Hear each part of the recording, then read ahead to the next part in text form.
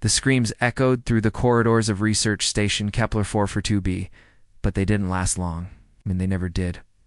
When the Vex-High came hunting, Commander Sarah Chen pressed her back against the cold metal wall, her pulse rifle trembling in her grip. Emergency lights cast everything in hellish red, and the smell of burned circuitry mixed with something far worse, the metallic temps of blood. "Maya, do you copy?" She whispered into her comm unit, barely breathing the words.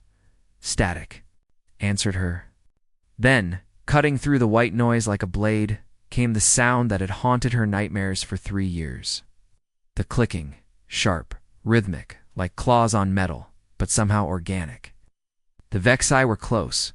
Sarah had seen what remained of colonies after the Vex-High finished with them. Twisted metal, shattered glass, and bodies or what used to be bodies arranged in patterns that suggested intelligence. But an intelligence so alien, so wrong, that it made hardened soldiers weep. The clicking grew louder. She closed her eyes and tried to remember her daughter's face. Emma would be 12 now, safe on Earth, probably complaining about homework. The thought gave her strength. Someone had to survive this. Someone had to warn the others. A shadow moved past the intersection ahead. Sarah held her breath, watching as something that defied description glided through the corridor. Weren't just predators, they were artists of terror. Their very forms seeming to shift and writhe in ways that made the human mind recoil. When it passed, Sarah counted to 10, then crept forward. The main communications array was just 2 levels up. If she could reach it, if she could send a warning to the fleet, ... The lights went out in the absolute darkness. She heard breathing that wasn't her own, slow, deliberate, patient. The Vex-High had found her. But as the creature's claws scraped against the metal floor, approaching with predatory confidence, Sarah Chen smiled. Because tucked inside her jacket was something the Vex-High had never encountered before, something that would change everything. A data chip containing humanity's greatest secret. ## Chapter 2, the revelation 3 days earlier. The Use Prometheus had been humanity's pride, a massive research vessel carrying the brightest minds in the galaxy. Now it drifted dead in space, its hull bearing the distinctive spiral scars that marked the Vex-High attack. Admiral Marcus Webb stood in the command center of the rescue ship Athena, watching the body recovery teams work through the security feeds. His weathered face showed no emotion, but his hands gripped the railing until his knuckles turned white. 47 confirmed dead, reported Lieutenant Torres, her voice carefully neutral. Out. No survivors found yet. Yet Webb repeated. After 15 years of fighting the Vex-High, he'd learned not to hope too much. The galaxy's apex predators didn't leave survivors. They left messages. "Sir?" came a voice from behind him. Webb turned to see Dr. Elena Vasquez, the fleet's chief xenobiologist. Approaching, with a tablet in her hands, her usually immaculate appearance was disheveled, her eyes red-rimmed from lack of sleep. "What is it, Doctor?" "We found something in the Prometheus's secure archives, something that survived the attack." She handed him the tablet. The research team wasn't just studying dead worlds, Admiral. They were studying the Vex-High themselves. Webb's eyes widened as he read the report. "This is impossible. I thought so too." But the data doesn't lie. Dr. Vasquez pulled up a holographic display showing molecular structures. The Vex-High aren't what we thought they were. They're not even from this galaxy. And where they're from a dimension where the fundamental forces work differently, where what we call death is just another state of existence. Her voice dropped to a whisper. "Admiral, the Vex-High aren't just killing us. They're harvesting us." The implications hit Webb like a physical blow. For 20 years, humanity had been fighting what they thought was a war of extermination. But if Dr. Vasquez was right, they were cattle being led to slaughter. "There's more," she continued. "The research team discovered something else, something about human neural patterns that the Vex-High find ... intriguing." Before Webb could respond, alarms began blaring throughout the ship. The tactical display lit up with contacts, dozens of them, appearing from nowhere. "Vex-High ships decloaking," Lieutenant Torres shouted. "They're surrounding us." Webb watched the alien vessels materialize on the screen, their organic curves, pulsing with bioluminescent patterns. But something was different this time. Instead of immediately attacking, they were holding position. There. Waiting, Torres said, confusion evident in her voice. Dr. Vasquez grabbed Webb's arm. The research. They know we found something. They're here for the data. But as the Vexi ships began to move, Webb realized something that chilled him too. The bone, the patterns on their hulls weren't random. They were communicating. And if he was reading them correctly, they weren't just saying hello. They were saying goodbye. Hash Chapter 3. The hunt becomes the hunted. The thing that had once been Commander Sarah Chen moved through the corridors of the research station with inhuman grace. Her transformation was complete flesh merged with alien technology, her mind expanded beyond human limitations. She was vexed high now, and she remembered everything. She remembered the pain of the conversion, the way her consciousness had been stretched across dimensions, shown realities that existed beyond the narrow spectrum of human perception. And she remembered the moment when she understood the truth. Humanity wasn't the prey, they were the solution. The Vexi had been dying for millennia, their dimension-spanning civilization slowly consuming itself as they exhausted reality after reality. They had become predators out of necessity, harvesting life force from countless species to sustain their existence. But nothing had ever been enough, until they encountered human minds. There was something unique about human consciousness, something that could bridge the gap between dimensions, that could process the impossible geometries of Vexi existence. Without completely breaking down, humans were the key to the Vexi's survival. But not as food. As partners, Sarah accessed the station's communication array with a thought. Her hybrid consciousness interfacing directly with the systems. The message she sent would reach every human ship in the sector. But it wouldn't be a warning. It would be an invitation. Meanwhile, aboard the Athena, Admiral Webb stared at the tactical display in disbelief. The Vexi ships weren't attacking. They were ... dancing, moving in complex patterns that seemed almost ritualistic. Sir Lieutenant Torres said, her voice tight with fear, "We're receiving a transmission. But it's not coming from their ships. Where then?" "From the research station." And Admiral ... it's in Commander Chen's voice. Webb felt his blood turn to ice. Sarah Chen had been declared dead 3 days ago. Her body had been found in the station's command center, or what was left of it. "Put it through," he ordered. The voice that emerged from the speakers was definitely Jen's. But there was something else there. Something that made Webb's skin crawl. "Admiral Webb, I need you to listen very carefully. Everything we thought we knew about the Vexi is wrong. They're not our enemies. They're our salvation." "Sarah," Webb whispered, "I'm still me, Admiral. But I'm also more than I was. The Vexi have shown me things, realities beyond our dimension, where life and death are just different states of existence, where consciousness can transcend physical form." Dr. Vasquez grabbed Webb's arm. "Don't listen to her. That's not human anymore." But Chun's voice continued. And there was something in it that made Webb pause. Hope. For the first time in years, he heard genuine hope. "The Vexi have been searching for so long, Admiral. Searching for a species that could understand their existence, that could help them evolve beyond their current form. We're not their prey. We're their partners in a transformation that will save both our species." The tactical display showed the Vexi ships beginning to move again, but not toward the Athena. They were moving away, leaving an opening in there. "Formation, they're giving us a choice," Chen's voice said. "We can continue fighting a war we'll never win. Yes. Or we can embrace a future where death has no meaning and consciousness has no limits." Webb looked around the command center at the faces of his crew. Saw fear, confusion, but also something else. Curiosity. After 20 years of hopeless war, Chen was offering them something they'd never had before. A chance to win. But as Webb reached for the communications console, Dr. Vasquez's hand shot out to stop him. "Admiral, we need to consider the possibility that this is exactly what they want us to think." The question hung in the air like a blade. Was Sarah Chen still human enough to trust? Or had she become something else entirely? Something that would Say anything to lure humanity into a trap? On the tactical display, the Vexai ships waited, their bioluminescent patterns pulsing in what almost looked like anticipation.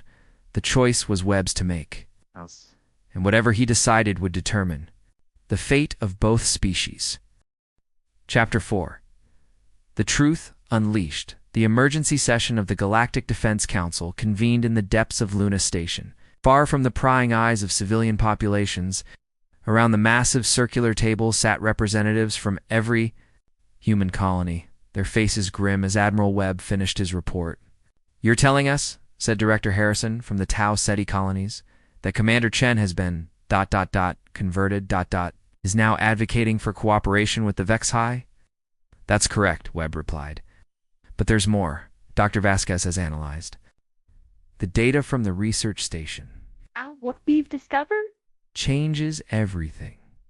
Dr. Vasquez stood, activating a holographic display that showed complex dimensional models.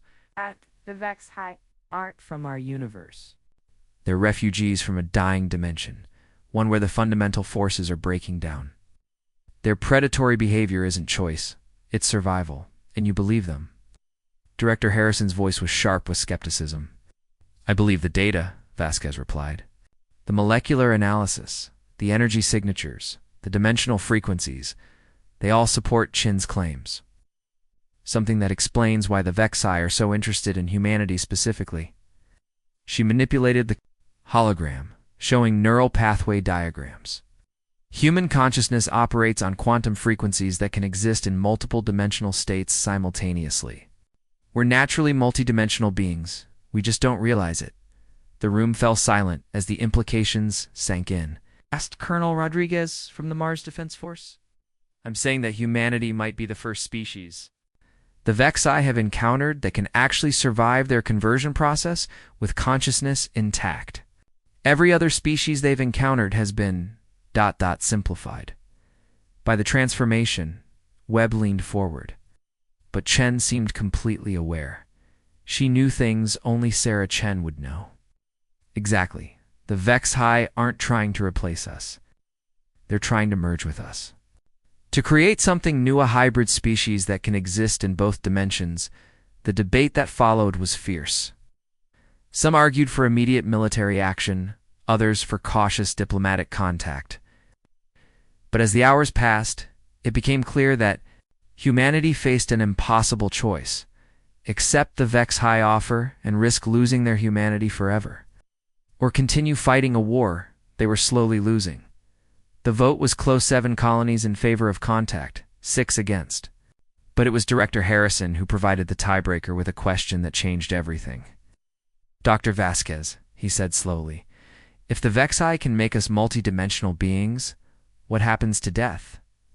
Vasquez was quiet for a long moment. "According to their dimensional physics, death, as we understand it, doesn't exist.